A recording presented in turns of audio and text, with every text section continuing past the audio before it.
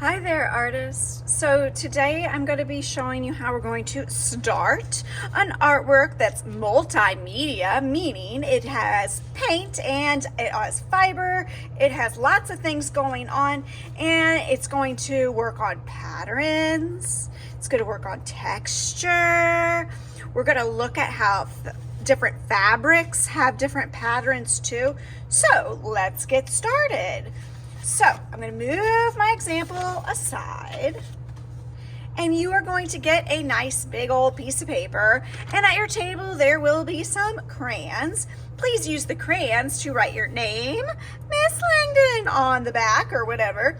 And on this, before I get started with my pattern making, I'm going to take a dark color. I like to use black. You can use any color. And I'm going to divide my paper into a couple sections or more than one section.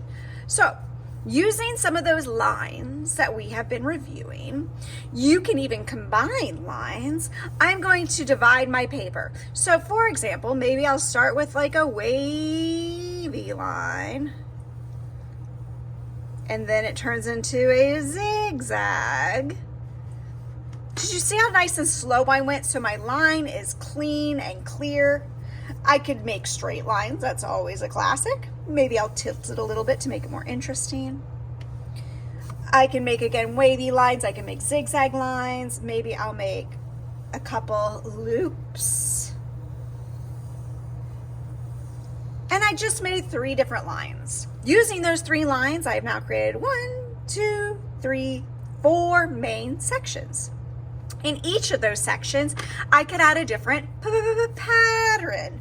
So you could use crayons, and I encourage you to use crayons for some of them. So for example, stripes are always a classic pattern. Polka dots are a classic pattern.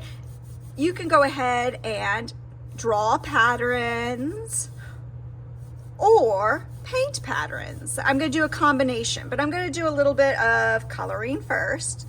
I like to combine it.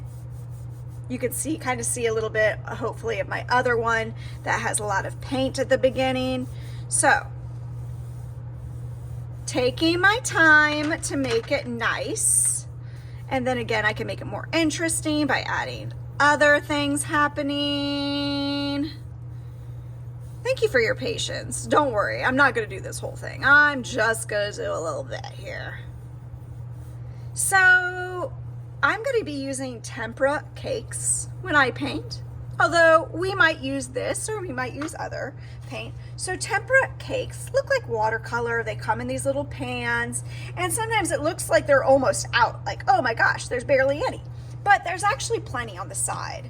So you are going to need to wake them up. Good morning, hello, good afternoon, whatever time of day it is, and add a little water to say hello. And then to get it going, again, doesn't matter what color you want to do. Let's see, I'm going to use orange. You really have to swirl it around the edges. So swirl, swirl, swirl, swirl, swirl, swirl, swirl, swirl, swirl, swirl.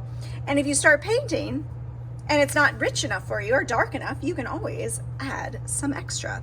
So I can go around my coloring. Again, I'm not going to do all of mine.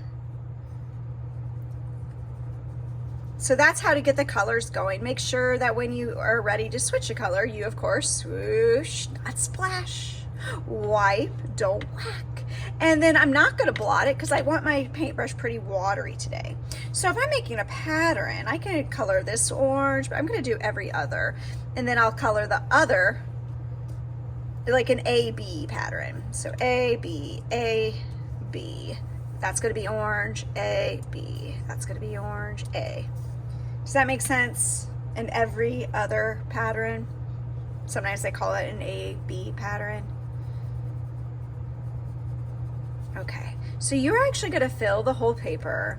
I can't really do that because you would have to sit here and watch me paint for too long. But I used some crayons, I've used some paint, and my goal is to work on the whole paper, filling it with patterns. It all started though with making 1, 2, 3 different types of lines. All right, everybody, happy arting today.